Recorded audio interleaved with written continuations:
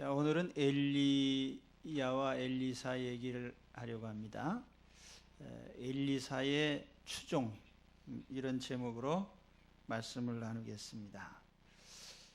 엘리야가 사역한 기간은 대략 한 20여 년 정도 이렇게 추측을 합니다. 그리고 엘리사의 선지자로서의 역사는 구약에 나타난 모든 선지자의 대표자가 될 만큼 위대합니다. 그래서 신약의 변화산에서 예수님이 만난 3인의 정상회담이 있죠. 거기에 보면 모세가 나타나고 또 엘리야가 나타나고 예수님, 이렇게 셋이 회담을 하는 장면이 나옵니다. 모세는 율법의 대표자고 또 엘리야는 선지자의 대표자예요. 그런데 그 위대한 엘리야 선지자가 이제 하나님의 부름을 받게 됐습니다. 너는 이제 사역을 마치고 이제 하나님 품으로 와라. 근데 하나님이 엘리야는 아주 특별하게 부르셨죠. 이제 그 점에 대해서는 다음 시간에 또 말씀을 나누겠습니다.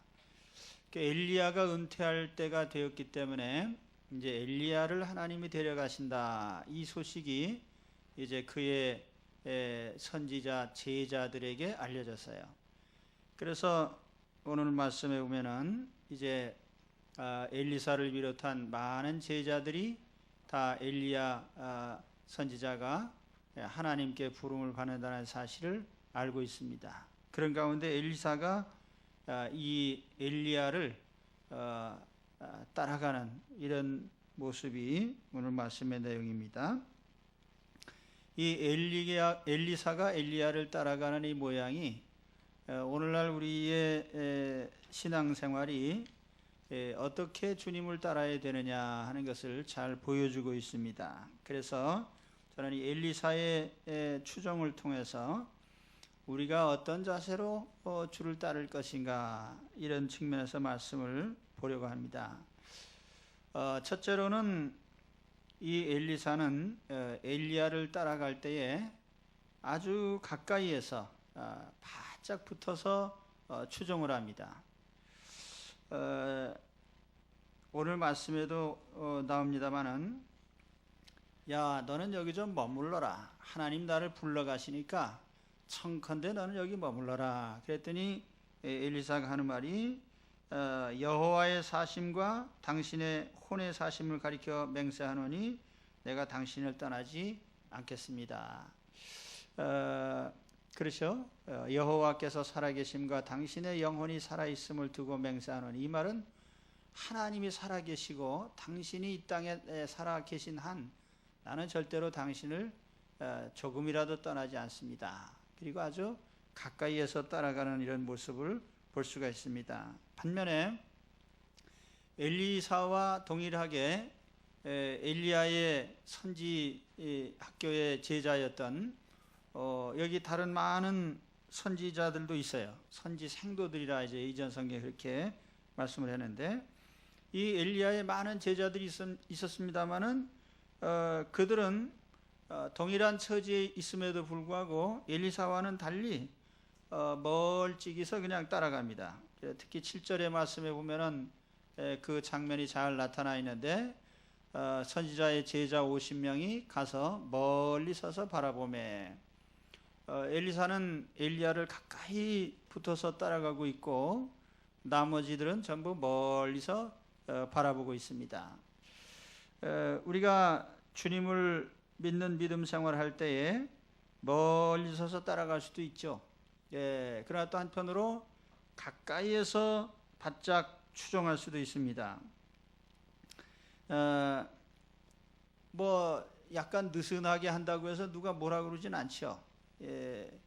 뭐 어떤 사람이 열심히 주님이 맡기신 일을 감당하든지 뭐 느슨하게 하든지 뭐 누가 법적으로 제재도 없고, 교회는 강제성이 없는 공동체예요. 그렇기 때문에 뭐 느슨하게 한다고 해서 누가 뭐라고 안 합니다. 기도 생활을 느슨하게 한다고 뭐라고 안 하고, 또 그렇다고 말씀을 잘 보지 않는다고 해서 누가 시비 걸지도 않습니다. 또 뭐 봉사 생활도 마찬가지고 봉사 활동을 잘하든 못하든 누가 뭐라고 안 그래요. 그러니까 뭐 느슨하게 하든 가까이서 하든 누가 말하지는 않습니다. 그러나 분명코 오늘 말씀에 보면은 가까이에서 따르는 자에게 하나님께서 특별한 은혜가 임하는 것을 볼 수가 있습니다. 그래서 우리는 멀리서 따라가지 말고 가까이 따르는 자가 되어야 됩니다. 베드로 사도도 마태복음 26장 58절에 보면은 십자가에서 죽으시는 주님이 이제 못 박히라고 이제 재판을 받으시고 고난을 받으시는데 베드로가 멀찍이 따라가다가 주님을 3번이나 부인했어요. 멀찍이 따라가는 사람하고 가까이에서 따라가는 사람하고 마음의 자세가 다릅니다. 그렇기 때문에 그들의 신앙 행로가 전혀 달라질 수가 있어요. 기왕이면은 가까이에서 따라가시길 바랍니다. 우리가 기도 많이 하면 신령해진다는 거 알죠? 그러나 기도를 많이 하는 것이 힘들어서 안 하죠. 또 우리가 몸으로 헌신하면은 건강해진대. 그런데 몸으로 헌신하면 건강해지는 걸 알면서도 몸으로 헌신 안 하죠. 또 우리가 무슨 구제를 열심히 하면은 하나님께서 채워주신다고 하더라. 그러면서도 실제로는 또 적극적으로 안 합니다. 그러니까 우리가 모든 것을 얼마나 더 적극적으로 주님의 뜻을 따라서 행하느냐, 이게 우리 신앙의 중요한 관건이 됩니다. 그래서 현대 교회는 어떻게 보면은 우리 초대교회하고 이제 요즘 교회하고 다른 점, 제가 처음 예수 그리스도를 영접하고 주님을 믿을 때 몇십 년 안 됐습니다. 그 당시의 믿음하고 지금하고 많이 달라진 것이 있어요. 그게 뭐냐면 이 사람들의 그 예배 형태나 이런 모습들이, 그래서 그 옛날 교회는 주일 낮 예배하고 저녁 예배, 수요 예배, 새벽 기도 인원이 똑같아요. 거의 전교인이 다 나옵니다. 나오니까 그때는 특별히 성경 공부를 할 필요가 없어요. 왜냐하면 새벽 기도만 잘 나오면 영성이 그대로 영적 훈련되는 거예요. 또 우리가 수요 예배 잘 나오면 이 예배마다 그런 주일 낮 예배는 거기는 이제 폭넓은 청중이 있기 때문에 좀 듣기 쉬운 얘기도 하고 이렇게 합니다만은, 또 수요일 날은 잘 믿는 분들이 주로 나오니까 또 말씀을 깊이 있게 나눌 수도 있고, 또 새벽에는 또 영적으로 더 은혜로운 말씀을 할 수가 있습니다. 그래서 이 여러 이런 말씀들을 통해서 우리가 이 말씀 교육을 잘 받게 돼요. 또 그러가 하면은 구역 예배도 그래요. 제가 처음 예수 믿고 구역 예배 참석할 때 보면은 남녀 구분이 없이 모든 가족들이 다 가족별로 다 같이 모였어요. 그래 모이다 보니까 모여서 예배드리면은 자연스럽게 교제도 이루어지고 또 여러 가지 어려운 기도도 같이 하게 되고 이렇게 친밀하게 교류가 이루어지는데, 이게 갈수록 점점 이런 형태가 망가지니까 이 교제의 형태가 이제 되질 않아요. 그래서 교회도 아주 악착같이 또 프로그램을 만들어내는 거야. 어떻게 하면 사람을 끌어낼까 해가지고, 야, 당신들 이제 제자 훈련 받아야 된다. 제자 훈련 안 받으면 제자도 아니다. 그래가지고 끌어내가지고 또 이제 가르치고 또 기도하는 법도 가르치고, 그 옛날에는 새벽 기도, 수요 예배 나와서 기도하면 그때 다 기도하면서 배워요. 서로 교제하면서 구역 예배를 통해서 11조 생활도 배우게 되고 또 여러 가지 이런 삶의 경건 생활도 배우게 되고 그러는데, 요즘에는 특별히 불러서 가르치고 학위 수여식처럼 또 막 이 학사 씌워가지고 졸업시키고 그래야 또 한 것 같고 이렇게 되는 거죠.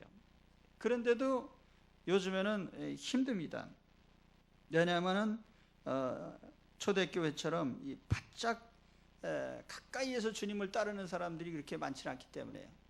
적당한 거리에서 이제 스스로가 템포를 조정하면서 야 너무 교회에 빠지지 말자. 잘못하면 이제 교회에 풍덩 빠지면 큰일 난다. 그래서 그저 적당한 거리에서 이제 따라옵니다. 여러분 기왕에 주님을 믿으시려면 가까이에서 주님을 따라가시기를 축원합니다. 예수님이 행하시던 것 그대로 우리가 따라서 하면 돼요. 예수님이 기도하신 것처럼 기도하고, 예수님이 금식하신 것처럼 금식하고, 예수님이 구제하신 것처럼 우리도 구제하고, 예수님이 용서하신 것처럼 우리도 용서하고, 예수님 우리의 대스승이신 예수님이 하시는 대로 가까이 따라가면서 그대로 하면 됩니다. 그게 우리의 삶이죠. 멀찍이 따라가지 마시고 가까이에서 따라가시기를 축원합니다. 주님을 믿는 믿음 생활에서 항상 가까이에 있는 추종자들이 되어야 돼요.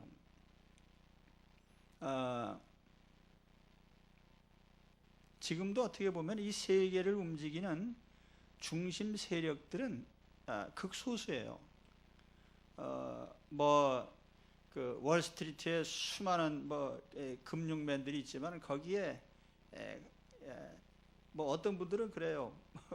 몇십 명 이내의 인력이 전 세계의 금융자본을 움직이고 있다 하는 이런 식으로. 그런데 우리가 가장 예수님에게 근접해 있는 거기에서 가장 큰 역사들이 나타날 줄 믿습니다. 멀찍이 있어서 가지고는 능력을 체험할 수가 없어요. 가까이에서 따른 우리 성도들이 되시기를 축원합니다. 금년에 제가 근데 요즘에 옛날같이 부흥회도 할 수가 없고 그래서 또 너무너무 또 이 형편도 많이 달라졌어요. 그래서 저도 이제 고민인데 10월 첫째 주에 아주 좋은 간증 집회를 준비했습니다. 미리 광고합니다. 그때 좀 제발 좀 많이 나와 주시기를 간절히 부탁드립니다. 그 다음에 두 번째로 중단 없이 계속 따라가는 이런 믿음이죠. 예수님을 따라갈 때 가까이 따라가요. 또 우리 교회 생활이 그렇잖아요. 우리가 주의 일을 하면서도 어떻게 주의 종이 말씀을 전하고 행할 때에 가장 먼저 따라가는 이런 자세가 필요하고, 또 한편으로는 어떤 일이든지 결코 중단된 일이 없이 지속적으로 우리가 추종을 해야 됩니다. 자, 엘리야가 하나님의 부름을 받는다는 소식을 듣고 이제 여러 곳으로 이제 이렇게 이동을 합니다. 처음에 길갈에서 이제 따라가기 시작을 했는데, 여기 길갈이나 베델이나 여리고나 이런 곳이 어떤 곳이냐면 여기에 선지학교가 있는 것입니다. 요즘으로 말하면 신학교가 있는 거예요. 그래서 거기에 엘리야의 제자들이 곳곳에 있습니다. 이제 베델에도 있고 여리고에도 있고. 그런데 아마 엘리야가 이런 여러 선지학교들을 방문하면서 야, 나 이제 떠나게 됐다. 그래서 아마 작별 겸 해가지고 순회를 한 것 같습니다. 근데 성령께서 엘리야를 길갈에서 부르실 때 이제 엘리사에게 얘기를 했어요. 내가 이제 하나님의 부름을 받게 됐으니 너는 여기 머물러라. 그랬더니 엘리사가 난 절대로 그렇게 못합니다. 나는 끝까지 엘리야 선생님을 따라가겠습니다. 그래서 그래 그러냐, 그럼 따라와라. 그리고 이제 그 다음 길갈에서 어디로 갔습니까? 베델로 갔죠. 거리가 한 20km 정도 됩니다. 제가 대략 추정해 보니까. 그런데 그 베델에 가서 거기서도 하나님이 취하시지 않으시고 또 다시 여리고로 가신다는 거예요. 그래서 야, 여기까지 쫓아왔는데 야, 그만둬라. 다음 장소에서 또 가다가 어떻게 될지 알 수도 없고 네가 어떻게 따라오겠냐. 그랬더니 엘리사가 아닙니다. 여호와의 사심과 당신의 혼의 사심을 두고 맹세를 하는데 내가 끝까지 따라갑니다. 그래서 그럼 그러냐? 또 여리고로 갔습니다. 여리고로 갔더니 이제는 요단으로 또 하나님 나를 취하여 가신다.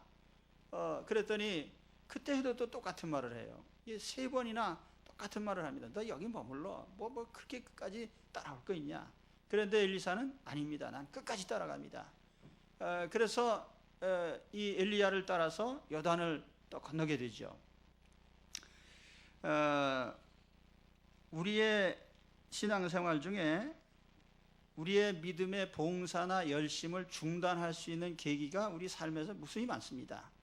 어떤 때에는 뭐 우리가 병들어서 멈출 수도 있고 환경이 변해서 멈출 수도 있는데 그때마다 선지자의 입에서, 선생님의 입에서 그런 소리가 나올 수 있어요.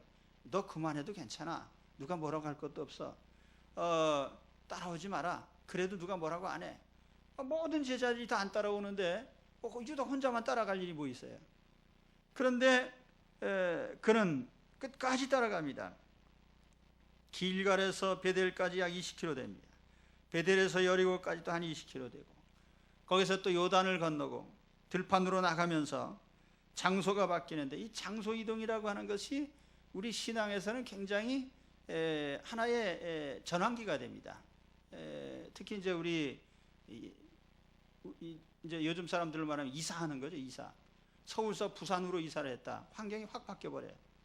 자, 그때 내가 믿음 생활을 계속 할 것인지, 이전에 섬기던 교회에서는 내가 힘들어도 열심히 봉사를 했는데, 이제는 내가 서울서 부산까지 하는데 알 사람도 없고, 이제 여기서 내가 좀 쉬어야 되겠다. 그리고 이제 푹 쉬어도 되죠. 그 누가 뭐라고 안 그래요. 또 그런가 하면 어떤 사람들은 그래요.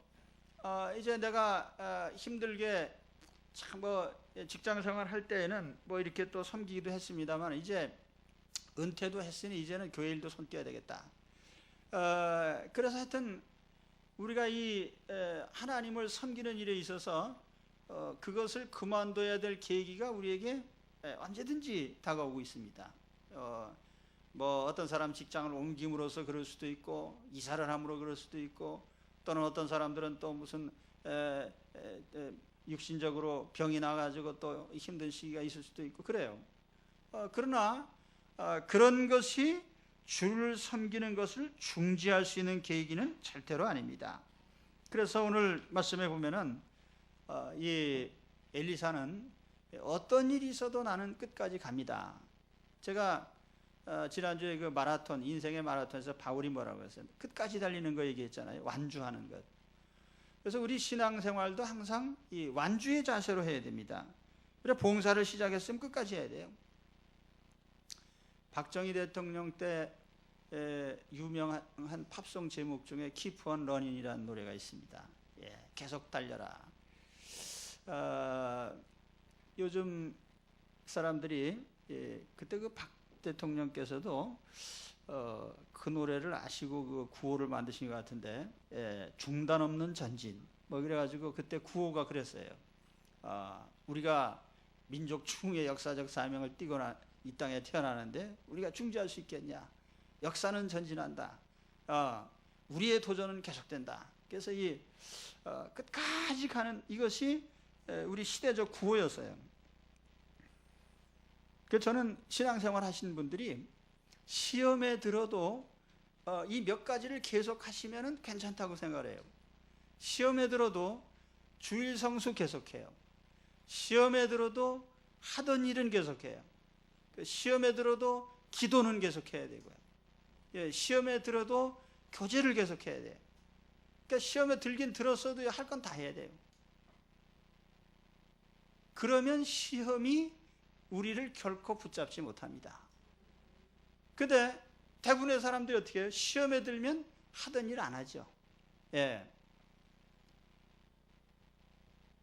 저도요, 결혼생활 신혼 때 옛날에는 성질이 더러운 사람이었는데 요즘에 좀 많이 성화돼가지고 있지만은, 그래가지고 이제 집에서 다투면은 밥을 안 먹어요. 근데 얼마가 밥을 안 먹어보니까 이게 엄청 순해인 거야. 그래서 싸워도 밥은 먹자. 그리고 이제 싸워도 밥은 해놓자. 또 이제 한쪽에서는 그러니까 밥 먹고 싸우니까 배도 안 고프고. 예. 근데 이 밥을 안 먹고 그냥 한 주일씩 신혼부부들 혹시 있는지 모르겠는데, 예, 바보 같은 거예요, 이거. 예. 그리고 화가 났어도요, 대화는 계속하는 거예요. 예. 그렇잖아요. 그러면은 결단코 관계가 나빠지지 않습니다. 그런데 점수 틀렸다고 해서 밥을 안 먹는다든지 대화를 중지한다든지 그러면은 그 시험에서 못 벗어나는 거죠. 특히 우리가 주의 일을 할 때 마귀가 기뻐하는 게 뭡니까? 하던 일을 안 하는 거죠. 그러니까 우리는 반대로 하면 됩니다. 우리가 주를 섬길 때 어떤 일이든지 중단은 없다. 그래서 끝까지 헌신한 여러분들이 되시기를 축원합니다. 카터 대통령도 대통령으로서는 그렇게 신통하지를 못하셨는데, 이분이 은퇴하신 후에 변함없이 하신 게 뭐냐면은 주님의 일을 계속한 거죠. 교회를 섬기고 주의 일을 계속함으로써 또 그는 은퇴 후에 아주 위대한 대통령이 되서요. 오늘 우리가 주님의 일을 할 때에 끝까지 변함없이 감당하시기를 주의 이름으로 축원합니다. 예. 그래서 이 엘리사는 이와 같이 가까이에서 따라가는 자가 되고 또 결코 중단 없이 끝까지 추종하는 자가 됐다라고 하는 것이 이 엘리사의 위대한 신앙의 자취입니다. 그러면 이제 그 다음에 엘리사가 원했던 게 뭐냐? 이와 같이 엘리사가 엘리야를 악착같이 따라가니까 마지막에 이제 엘리야가 승천하기 직전에 엘리사에게 물어봅니다. 너 나를 이렇게 죽어라고 따라오는데 내가 너에게 뭘 해주면 좋겠냐? 그랬더니 엘리사가 하는 말이 당신에게 머물렀던 그 영감에 갑절이 내게 있기를 원합니다. 이렇게 이제 요청을 했어요. 그렇죠? 당신의 영감에 갑절이나 내게 있기를 구하나이다. 이 영감의 갑절이라고 하는 것은요, 이게 상당히 신령적 의미가 있는 말이에요. 이게 어떤 분들은 이것을 그냥 엘리야보다 2배의 영감을 달라고 했다 이렇게 얘기를 했는데, 그거는 상당히 제자로서 건방진 요구 아니에요? 선생님보다 2배나 더 달라. 사실 이건 그런 의미에서 한 말이 아니에요. 갑절의 영감이라고 번역된 이 말을 옛날 그 어떤 성경에 보면은 double portions of your spirit 이렇게 번역해요. double portion. 더블 포션이라는 건 두 몫이라는 뜻입니다. 그리고 RSV 성경에 보면은 let me inherit 여기 내게 상속해 주소서 double share of your spirit 이렇게 번역했습니다. double share 두 몫의 분량을 주십시오. 그럼 두 몫이라는 게 뭐냐? 신명기 21장 17절에 보면은 아버지가 이 아들에게 유산을 상속할 때 장자의 몫이 있습니다. 아버지의 모든 유업을 물려받는 장자의 몫이 있는데, 장자는 다른 자식들의 2배를 받게 돼 있어요. 그러니까 더블 포션이 되는 거예요. 그래서 엘리사가 여기에 엘리야에게 요구했던 것은 뭐냐면은 내게 장자 몫의 영감을 주십시오, 그런 말이에요. 그 장자 몫을 달라는 건 뭐예요? 나를 당신의 상속자로 삼아달라 그 말입니다. 다른 말로 하면은 이해가 되십니까? 엘리야 선지자여, 당신의 그 선지자직을 나에게 계승시켜 주십시오.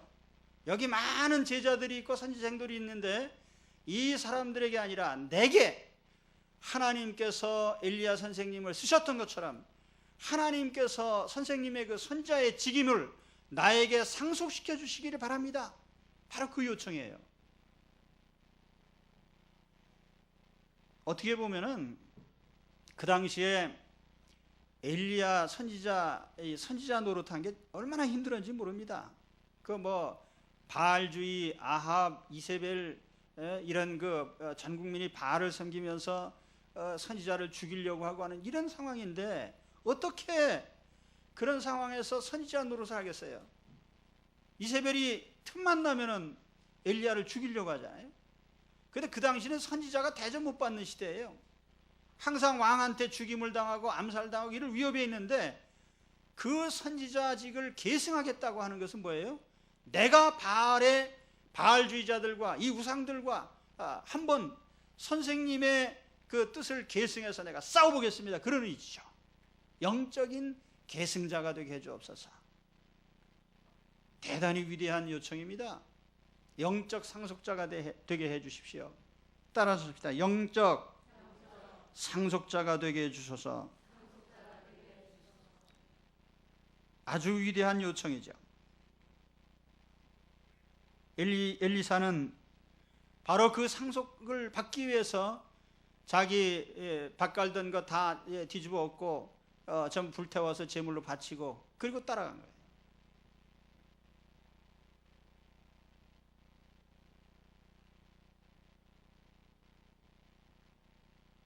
이 엘리사가 엘리야에게 엘리야가 이제 하늘로 승천을 했습니다. 승천을 하면서 엘리야의 겉옷을 엘리사에게 전해줬고 엘리사는 그 옷을 받아서 이제 요단강물을 치니까 요단강물이 갈라졌죠. 엘리야가 요단강을 가르고 건넜던 것이 이게 무엇을 의미하는가? 요단강물이 갈라진 게 뭐예요? 이스라엘 백성들이 가나안 땅에 들어갈 때 요단강을 건너서 가나안에 들어갔어요. 천국의 입성을 상징하는 것입니다. 그러면 엘리야가 하늘의 불말과 불수레를 타고 하늘로 승천할 때 이건 뭐예요? 요단강을 건너서 하늘로 가는 천국의 문을 여는 그런 위대한 능력을 보여준 거예요. 그런데 그와 같은 위대한 능력이 이제 엘리야로부터 엘리야사에게 임하인 것입니다. 그래서 엘리사가 이제는 천국문을 여는 위대한 선지자가 된 거예요. 영권을 가진 자가 된 것입니다. 우리 믿음의 목표가 무엇입니까? 오늘 우리가 무엇을 기도해야 되겠습니까? 만일 엘리야가 엘리사에게 질문한 것처럼 너 오늘 내가 내게 원하는 게 뭐냐라고 묻는다면 우리는 뭐를 대답하겠습니까? 하나님 내게 영적 상속권을 주십시오. 이렇게 우리가 말할 수 있겠습니까? 아니면 그 어떤 동화에 나오는 것처럼 할아버지 할머니가 소원 3가지 들어주겠다고 했더니 뭐라 그랬어요? 할머니가 에이 배고픈데 그냥 소세지나 실컷 먹고 싶다. 그랬더니 소세지가 막 쏟아져 나오는 거예요. 그래서 할아버지가 화가 나가지고 에이 이놈 할망구 그 소중한 소원 3가지를 그냥 그런 데다 써먹냐. 예? 그래서 이 소세지가 어떻게 하라 해서 이 할망구 코에 나가서 달라붙어라. 그랬더니 이게 딱 붙어가지고 안 떨어지는 거예요. 그래서 남은 소원 하나는 어떻게 했어요? 그거 띄는 데 쓸 수밖에 없었죠. 예, 오늘 여러분 이 자리에서 하나님 앞에 기도할 때 소세지 달라고 기도하겠습니까? 무엇을 기도하겠습니까? 엘리사처럼 영적인 상속권을 주십시오. 나는 영권이 있으면 됩니다. 이렇게 기도하시길 바랍니다. 나는 영권만 있으면 됩니다. 그것으로서 나는 요단강을 가르고 하나님 나라로 들어가는 위대한 영권을 주십시오.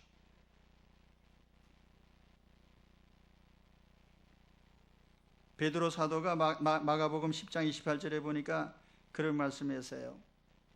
주여 우리가 모든 걸 다 버리고 주님을 따랐습니다. 우리에게 무슨 상급이 있을까요? 그랬더니 예수님께서 하신 말씀이 너희가 이 땅에 사는 금생에도 집과 형제 자매 모친 자식 전토를 100배나 받을 것이고 또 내세에 영생을 받지 못할 자가 없다. 아마 예수님이 금생을 빼지 않고 말씀하신 것은 너무 실망할까 봐 그러신 것 같아요. 이 생에도 상급이 있어. 그렇지만 더 중요한 건 영생이야. 주님의 그런 뜻을 알려주신 거죠. 오늘 여러분 무엇을 구하십니까? 너희는 먼저 그의 나라와 그의 의를 구하라. 그리하면 이 모든 것을 너희에게 더하시리라. 참 엘리사처럼 구할 수 있기를 바랍니다. 너 왜 그렇게 예수님 열심히 믿니? 너 왜 그렇게 열심히 봉사하니? 너 왜 그렇게 기도 생활 열심히 해? 너 말씀 왜 그렇게 열심히 보니? 너 예배 생활 왜 그렇게 충실히 하고? 너는 왜 그렇게 주일 성수를 열심히 하냐? 물으면 나는 천국을 상속받기 위해서 그렇습니다. 나는 주님이 주시는 영적인 능력을 얻기 위해서 그렇습니다. 이렇게 말할 수 있길 바랍니다.